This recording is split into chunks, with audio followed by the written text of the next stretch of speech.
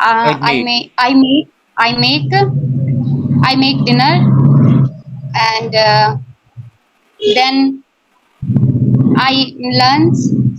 आई learns नहीं, यहाँ पे गलती कर रहे हो, I इसको learn. I इसको learn. ठीक करना है बस बोलते हुए। हाँ, हाँ जी। I learn. ओके,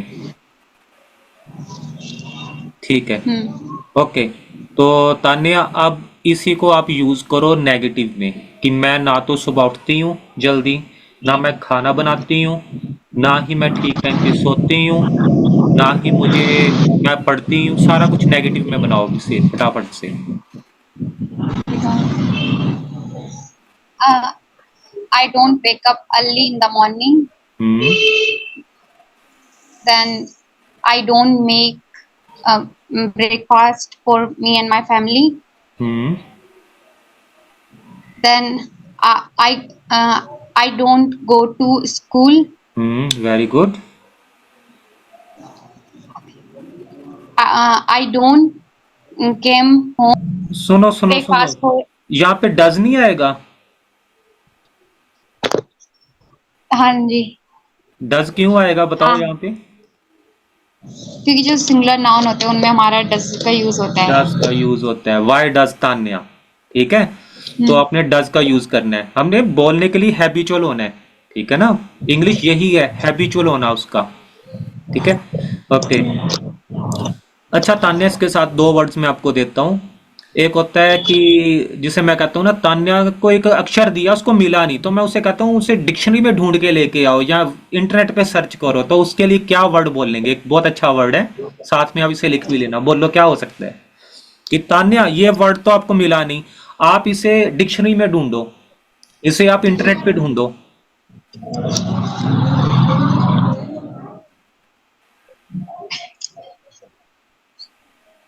नॉर्मल हम क्या बोलेंगे? फाइंड करो या सर्च करो, यही बोलते हैं ना। हाँ। अब नहीं बोलना है, अब ये बोलना है, आपको पता है अभी हमने नई तरह की इंग्लिश भी जो चलती है, लुक अप।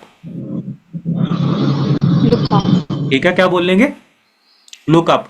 तो इसको हम कैसे बोलेंगे कि Tanya you must look up this type of vocabulary. ठीक है, Tanya you must look up these type of vocabulary in the dictionary or in website, any website। Look up मतलब ढूंढना, उस चीज को देखना। ठीक है, यस सर। जैसे मैं कहता हूं कि Tanya, if you don't know the meaning of a word what I'm teaching now, what I'm giving you now, you should look up। ठीक है, you should look up in a dictionary. ठीक है, lookup हो गया। और आपको मैं कुछ वर्ड दे देता हूँ, फ्रेजल वर्ब भी हैं। एक है आपका टर्न डाउन, जिसे हम कहते हैं कि किसी चीज को रिफ्यूज कर देना, रिजेक्ट कर देना। TURN, turn space down. मैं आपको लिख देता हूँ इन चीजों को, ठीक है, लुकअप को भी और इसको भी। हम्म, ये आपको शेयर करता हूँ मैं स्क्रीन को। तो व्हाइट बोर्ड आ गया आपका।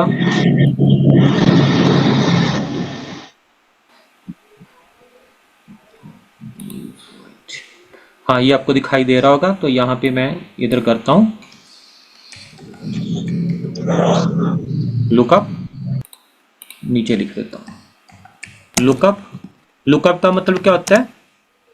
किसी, सर्च करना है। हाँ, चीज की तलाश करना।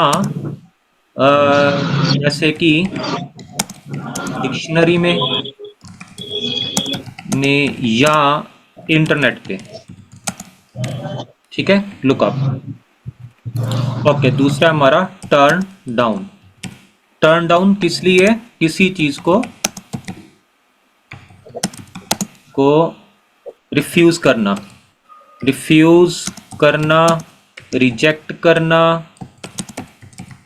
हिंदी में मतलब कि इनकार करना, इनकार करना, मना कर देना। इसको आप यूज करो प्रेजेंट इंडेफिनिट के अंदर, दीज टू वर्ड्स, इसको आप यूज करो।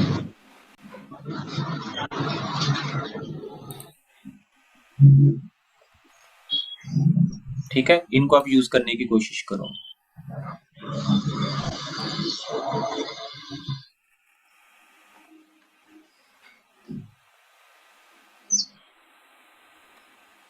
जैसे मैं कहता हूं कि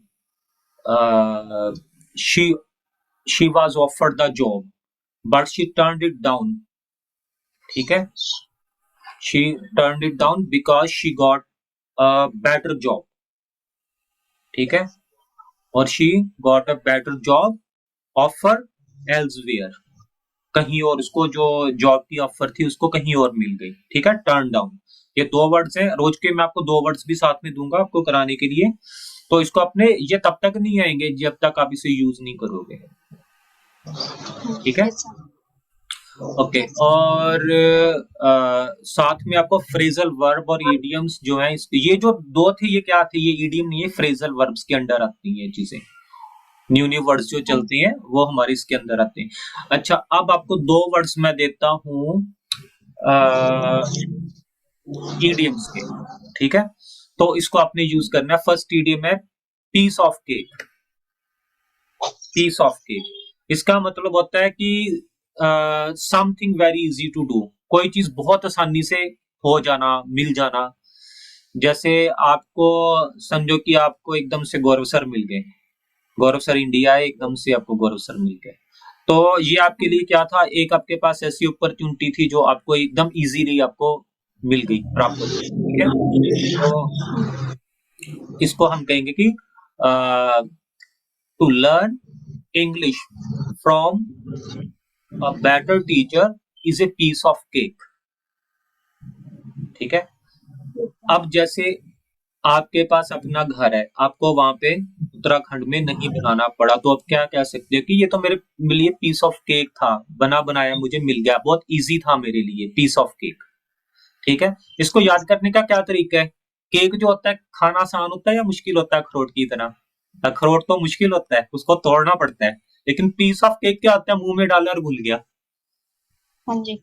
ठीक है, साइकोलॉजिकल वे से अगर आप किसी भी चीज को याद करोगे, if you will learn in A psychological way, in a illustration in your mind, then definitely you can learn everything very easily rather than to just only a theoretical thing। आप अगर theoretical में जाते हो तो एकदम से मुश्किल हो जाती है। आप उसको ड्राइंग करो दिमाग के अंदर, पीस ऑफ केक, सर ने बताया पीस केक का मेरे मुंह में गया, यानी कि बहुत इजी था।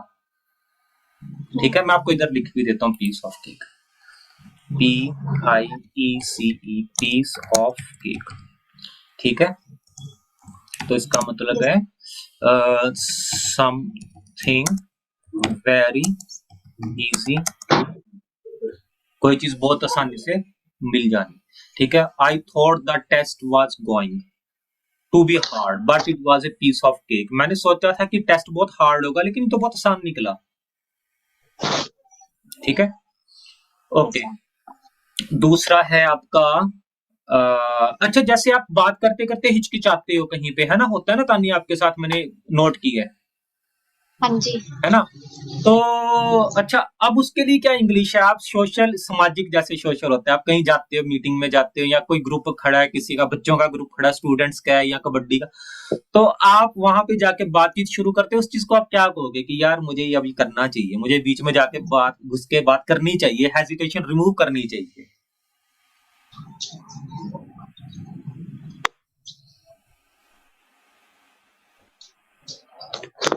Hesitation.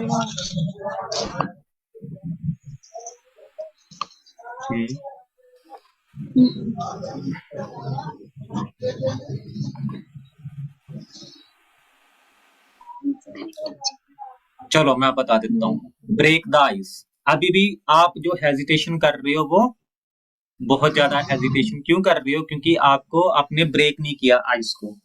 आइस को ब्रेक करना, देखो ये जो वर्ड्स होते हैं ना, इनके बीच में इनका मीनिंग छुपा होता है, ब्रेक द आइस। मैं इधर लिख के देता हूँ आपको, BREAK, break the ice, break the ice. तो इसका मतलब होता है कि जैसे आप कहीं पे गए तो आपने ही पहल कर दी, कि जैसे आप वहां पे बहुत सारे स्टूडेंट्स खड़े हैं, बीच में बॉयज हैं, गर्ल्स हैं, टीचर्स हैं, सारे हैं, तो आप देख रहे हो सब कोई किसी से बात नहीं कर रहा, तो आप खुद ही कहोगे अरे यार आज दिन कितना अच्छा है ना, यहाँ पे मौसम कैसा है, बरसात भी हो रही है यहाँ पे, it is not a rainy day, it is not hot not cold not winters not summer. तो वो आपने क्या कर दिया, ब्रेक कर दिया, उनकी आइस को ब्रेक कर दिया। ठीक है, तो इसको क्या बोलेंगे हम, to initiate, initiate, to initiate, to start anything in the in social. ठीक है, मतलब कि किसी भी चीज को आपने उसको सोशल में जाके आपने स्टार्ट कर दिया। जैसे मैंने आपने देखा है कि आप बहुत ज्यादा वो हेजिटेट करते हो, तो आप उसको हेजिटेट मत करना। ठीक है, तो ये क्या था आपका, ब्रेक द आइस।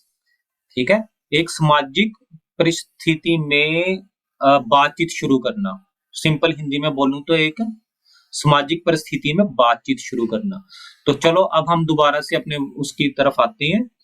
तो वो था हमारा चल रहा भी आपका क्या नाम है, टेंसेस की ओर ही चलते हैं दोबारा से। ठीक है, तो ये दो चीजें आपको मिल गई। तो मेरा जो माउस है ये थोड़ा कम आज काम कर रहे हैं, मैं इसको साइड पे रख देता हूँ। चलो ठीक है, अब हम आगे बढ़ते हैं। ओके, अब प्रेजेंट कॉन्टिन्यूस के ऊपर आप आ जाओ। प्रेजेंट कॉन्टिन्यूस में आपने क्या क्या सीखा हुआ है, आपको प्रेजेंट कॉन्टिन्यूस के बारे में क्या पता है? जो सिंगुलर वर्ड, इसमें हेल्पिंग वर्ड जो हमारी होती है, इसमें इज आर एम होती है। और जो प्रेजेंट कंटिन्यूअस टेंस होता है उसमें ऐसा होता है कि कोई काम हमारा चल रहा है, मतलब प्रेजेंट में कोई काम चल रहा है, तो उस टेंस को हम प्रेजेंट कंटिन्यूअस टेंस कहते हैं। और सिंगुलर जो होते हैं उनके साथ इज आता है, आई के साथ एम आता है, और प्लूरल जो होते हैं उनके साथ आर आता है। कॉपी से देख पढ़ के देख रही हो? सर लिख रही हूँ उनको, मेरे को थोड़ी आदत थोड़ी सी हो गई ना, मतलब कि बोलने में, तो ऐसे बोल गए तो फिर तब लिखना पड़ रहा उनको। ठीक है, ओके, कोई बात नहीं। देखो चीज वही होती है, ठीक है, देख के बोलो, लेकिन एक दिन ऐसा भी है कि किताब आपके अंदर हो, आपको देखनी ना पड़े कहीं से। ठीक है, चलो आगे ऐसा होता है ना, थोड़ी याद तो है चीजें, लिख भी दूंगी, फिर मतलब ऐसे माहौल कितने टाइम से मिला कुछ नहीं है, तो थोड़ा बोलने के लिए मैं फिर भूल जाती हूँ चीजों को। ओके, बोलने के टाइम पे हेजिटेट होता है तो फिर। ओके, कोई बात नहीं। अच्छा देखो, एक होता है ना, हम अपनी जिंदगी में क्या करते हैं, प्रोग्रेस करते हैं ना। हाँ जी। अच्छा, प्रोग्रेस जो है वही प्रेजेंट कॉन्टिन्यूस को आज के टाइम में प्रेजेंट प्रोग्रेसिव टेंस भी कहा जाता है। ठीक है, अगर कहीं पे है कि प्रेजेंट प्रोग्रेसिव के बारे में बताओ, इस टेंस के बारे में, तो घबरा मत जाना, ये प्रेजेंट कॉन्टिन्यूस ही है। कैसे बोल लोगे, बिल्कुल एडवांस में। लो मैं इसको एक करके दिखाता हूँ। I am not cleaning at this moment. देखो कितनी तरह से बन गया। Now it's your choice how to speak, which words और which type of thing you will implement. ठीक है, इम्प्लीमेंट मतलब लागू करना। ठीक है, तो ये आपके पास आ गया। ओके, आपको नया क्या मिला इसमें, right now, eight this moment. एक ही चीजें होती हैं सारी, एक ही कैटेगरी है। अगर बिल्कुल बेसिक इंग्लिश बोलनी है तो नाउ लगा सकते हो।